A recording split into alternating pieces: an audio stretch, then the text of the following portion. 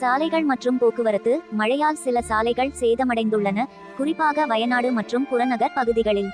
இது போக்குவரத்திற்கு தடையாக உள்ளது. நிவாரண முகாம்கள். அரசு மற்றும் சில தனிநபர் அமைப்புகள் நிவாரண முகாம்களை அமைத்து மக்கள் பாதுகாப்பாக இருக்க நிவாரணம் அளித்து வருகின்றன.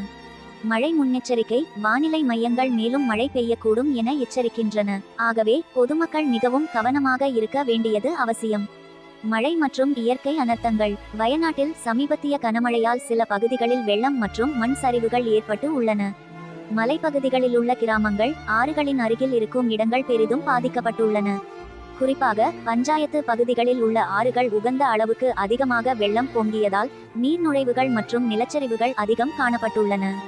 மீட்பு மற்றும் நிவாரண நடவடிக்கைகள். தேசிய பேரிடர் மேலாண்மை குழு மற்றும் மாநில மீட்பு குழுக்கள் பாதிக்கப்பட்ட பகுதிகளில் தொடர்ந்து மீட்பு மற்றும் நிவாரண நடவடிக்கைகளை மேற்கொண்டு வருகின்றன.